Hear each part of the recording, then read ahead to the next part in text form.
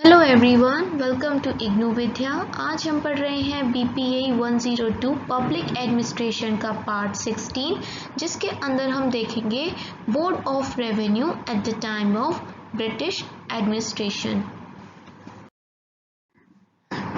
तो British administration के starting में क्या था कि बहुत सारे प्रोविंशियल रेवेन्यू काउंसिल्स थे। ठीक है, अब तरह तरह के अलग अलग प्रोविंस में अलग अलग रेवेन्यू काउंसिल बनाए गए थे और इन सब के ऊपर एक सेक्रेटरीट होता था जो कि कलकत्ता या कलकत्ता में था।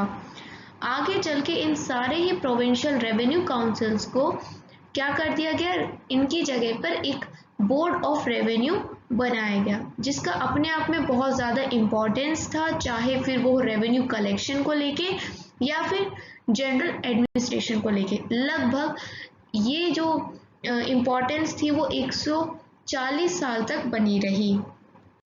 जो बोर्ड ऑफ रेवेन्यू था, इसका जुरिडिक्शन जो एक्सटेंडेड था, मतलब कहाँ कहाँ तक फैला था, पूरे फील्ड ऑफ रेवेन्यू एडमिनिस्ट्रेशन में। मतलब जहाँ भी रेवेन्यू की बात आएगी वहाँ पर बोर्ड ऑफ रेवेन्यू का जुरिडिक्शन एडमिनिस्ट्रेशन फैला हुआ था। चाहे फिर वो कहीं सेटलमेंट हो या कहीं से रेवेन्यू कलेक्ट करना हो या फिर उस कलेक्टेड रेवेन्यू की रिसिप्ट देनी हो, कुछ भी हो, यहाँ हर जगह जुरिडिक्शन के अंदर आता था बोर्ड ऑफ रेवेन्यू के। 1788 में कॉर्नवालिस ने क्या किया कि दोबारा से रिवाइज किया था constitution of board of revenue को। ठीक है, जो भी डिटेल होती थी रेवेन्यू के मैनेजमेंट से रिलेटेड, वो किसके हाथों में सौंप दी गई थी? कलेक्टर्स के हाथों में, जो कि रिस्पॉन्सिबल होते थे बोर्ड ऑफ रेवेन्यू को लेके। ठीक है, इसलिए तो जो कलेक्टर होता था ना, उसको कलेक्टर नाम क्यों दिया गया? वो कलेक्ट करता था रेवेन्यू को, ये याद रखना। In the exercise of its power, the board could summon any officer to explain his conduct, fine him or even suspend him if the final consent of government। देखो, ये जो बोर्ड ऑफ रेवेन्यू बनाया गया था, इसको free एकदम छूट दी गई थी कि तुम्हें जो भी जिस भी ऑफिसर पे कुछ भी लग रहा हो ना, तुम उसको बुला सकते हो, सम्मन कर सकते हो और उससे जवाब मांग सकते हो कि बताओ तुम क्या काम कर रहे हो, गलत कर रहा है तो उसको सस्पेंड कर दो या फाइन लगा दो। ये सब पूरी छूट दे दी थी बोर्ड ऑफ रेवेन्यू को। जो कलेक्टर्स थे इस दौरान काफ़ी इंपॉर्टेंट बन गए थे, because they supplied in the first instance all the data on the basis of which boards report to government would be prepared. ये इंपॉर्टेंट क्यों बन गए थे? क्योंकि कलेक्टर जो भी अपनी बात बताता था उसको एक एग्जाम्पल के तौर पे रखते हुए डाटा बनाया जाता था, जो कि बोर्ड की रिपोर्ट बनती थी उस डाटा पे बेस्ड, और वो डाटा कहाँ दिया जाता था? फिर सरकार को दिखाया जाता था। Once decision were taken and instruction issued, the execution of detail was left to the collector, who with the discretionary power they wielded became supreme in the district administration. Two more reforms were effected in the Board of Revenue on the recommendation of John Shore in 1788। इस सब के दौरान जो power थी collector की वो काफ़ी बढ़ गई थी। पहले तो डिसीजन लिया जाता था, फिर इंस्ट्रक्शन दिए जाते थे कि हमने ये डिसीजन दिया, अब तुम्हारी ये इंस्ट्रक्शन है, ये आपको करना है, और बाकी सारी चीज़ किस पे छोड़ दी जाती थी? कलेक्टर्स के पास, जिसके पास अपनी डिस्क्रिशनरी पावर थी, जिनका यूज़ करके वो बहुत कुछ कर सकता था। पूरा एडमिनिस्ट्रेशन ही देखता था डिस्ट्रिक्ट का, और सुप्रीम बन गया था एज अ एडमिनिस्ट्रेटर एक डिस्ट्रिक्ट के अंदर कलेक्टर। ठीक है, आगे देखते हैं। 1790 में एक रेगुलेशन पास किया गया, जिसके अंदर बोर्ड ऑफ रेवेन्यू को काफ़ी ज़्यादा पावर्स दे दी गई कि अब बोर्ड ऑफ रेवेन्यू एक्ट कर सकता है एक कोर्ट की तरह, जहां पर रेवेन्यू से जुड़े हुए सारे केसेस को रिव्यू किया जा सकेगा और अपील भी की जा सकेगी। उसी साल में गवर्नर जनरल इन काउंसिल ने क्या किया कि एक बोर्ड ऑफ रेवेन्यू को वार्ड्स के अंदर, कोर्ट ऑफ वार्ड्स के अंदर कॉन्स्टिट्यूट कर दिया। इससे क्या होता है, ये क्यों किया गया था?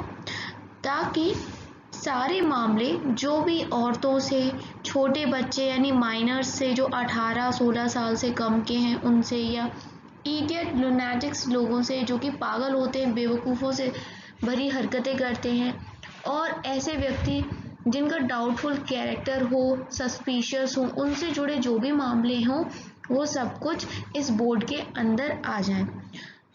टाइम के अनुसार टाइम टू टाइम रेगुलेशंस को इशू किया जाता था ताकि बोर्ड की गतिविधियों पर कंट्रोल किया जा सके और उसको गाइड किया जा सके कि इस तरह से अब तुम्हें काम करना है, क्योंकि समय के साथ चीज़ें बदलती हैं तो जो रेगुलेशंस हैं उनमें बदलाव करना भी ज़रूरी होता है।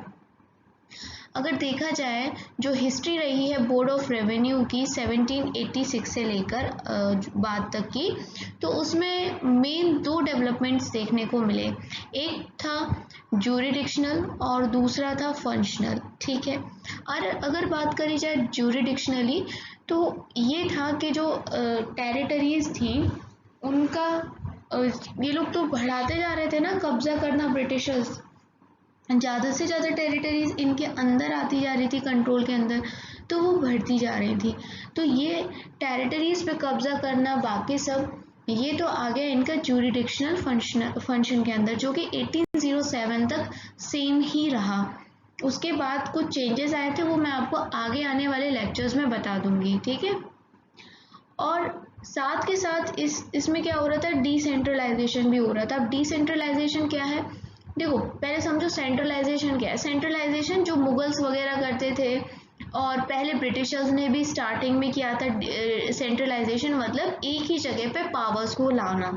अब इन्होंने जब रेगुलेटिंग एक्ट 1773 लेके आए तो एक तरीके से इन्होंने सेंट्रलाइजेशन किया, बिकॉज इन लोगों ने जो बाकी की प्रोविंस थी मद्रास और बॉम्बे उनकी पावर्स को किसके नीचे टाके रख दिया, गवर्नर जनरल ऑफ बंगाल के, मतलब गवर्नर जनरल ऑफ बंगाल को इन्होंने सुप्रीम बना दिया, है ना। तो ये इन्होंने किया था सेंट्रलाइजेशन। ऐसे ही मुगल्स के टाइम पे भी सेंट्रलाइजेशन रहता है। जैसे कि मैंने आपको बताया, 2 वर्ड्स याद कर लो, मुगल्स के एडमिनिस्ट्रेशन कैसा था, सेंट्रलाइज्ड एंड पर्सनलाइज्ड। सेंट्रलाइज्ड इसलिए क्योंकि मुगल शासक के ही इर्द गिर्द होता था। अब यहाँ पर डिसेंट्रलाइजेशन हो रहा है, यानी पावर्स को बांटा जा रहा है। अब एक ही किसी व्यक्ति के हाथ में पावर्स नहीं होगी। अब बोर्ड ऑफ रेवेन्यू बनाया, उसके साथ साथ बोर्ड ऑफ कमिश्नर भी बना दिया गया था, जो कि अब देख रेख करेगा उन सारी प्रोविंसेस की जिस पर कब्जा हम कर रहे हैं, मतलब ब्रिटिशर्स कब्जा कर रहे हैं, ठीक है। और जैसे जैसे डिस्ट्रिक्ट्स बढ़ेंगी और टेरिटरीज बढ़ेंगी, बोर्ड ऑफ रेवेन्यू भी इस्टेब्लिश होते जाएंगे, ठीक है। और वैसे ही नंबर ऑफ कमिश्नर भी हमें बनाने पड़ेंगे ताकि वो जो भी लोकल सुपरविजन कर सके। क्योंकि देखो अब हमारा साम्राज्य बढ़ेगा या किसी का भी साम्राज्य बढ़ेगा तो ज़्यादा लोग रखने पड़ेंगे वहाँ के एडमिनिस्ट्रेशन को देखने के लिए, रेवेन्यू कलेक्ट करने के लिए। तो उसी प्रकार से अगर फंक्शनली देखा जाए तो जो कंट्रोलिंग और सुपरविजन वाला कैरेक्टर था बोर्ड ऑफ रेवेन्यू का, तो वो ऐसा ही रहा जैसे पहले हुआ करता था। और जुडिशियल पावर की बात करी जाए तो जैसे लॉर्ड कॉर्नवालिस कहते थे कि हमें सेपरेट करना चाहिए जुडिशरी को रेवेन्यू वर्क से, तो वैसा नहीं हो पाया। बिकॉज क्या कि यहाँ पर ज़रूरत आ गई, क्योंकि हम ज़्यादा से ज़्यादा प्रोविंस को कब्जे में लेके आ रहे थे, ब्रिटिशर्स लेके आ रहे थे। मैं बार बार हम बोल देती हूँ तो ब्रिटिशर्स ही समझना। तो जब ज़्यादा से ज़्यादा टेरिटरीज को ब्रिटिशर्स कब्जे में ला रहे थे तो वहाँ पर कई बार ऐसे मामले भी आ जाते थे जहाँ पर जुडिशरी की ज़रूरत पड़ती थी रेवेन्यू कलेक्ट करने के टाइम पे। तो अब इनको अलग करना थोड़ा सा मुश्किल हो रहा था, ठीक है। और एक और थर्ड डेवलपमेंट हुआ था, ये था tendency of the government to reduce the number of board members, है ना। पहले क्या था कि एक टेंडेंसी थी कि नंबर्स ऑफ मेंबर्स को कम करो या फिर किसी एक के हाथ में पावर को दे दो। अब क्या किया था कि पावर्स और ऑथोरिटी को पूरे बोर्ड को दे दिया गया था as a whole, and this was done for the sake of speedy conduct of business, economy and want of trained man. I know ये छोटी छोटी वीडियोस आ रही है, लेकिन मैं ये नहीं सोचती हूँ कि वीडियो छोटी बने या मोटी बने। मैं ये सोचती हूँ कि एक वीडियो के अंदर एक टॉपिक कंप्लीट होना चाहिए। सो अगर आपको जो टॉपिक पढ़ना चाहते हैं आप वही वीडियो क्लिक करें और कोई परेशानी ना आए। अगर मैं बल्क में बड़ी सी वीडियो बना दूंगी तो हो सकता है कि आप उस टॉपिक को मिस कर दें वीडियो आगे बढ़ा के देखने के चक्कर में, इसलिए आप फिर उसी वीडियो पे क्लिक करेंगे जो आप टॉपिक देखना चाहते हैं। ठीक है, आई होप आपको ये सब पसंद आ रहा होगा, और पसंद आ रहा होगा तो लाइक भी करना है ना, आप लाइक करोगे तो मैं समझ जाऊंगी कि आपको पसंद आ रहा है। Thanks for watching IGNOU Vidya.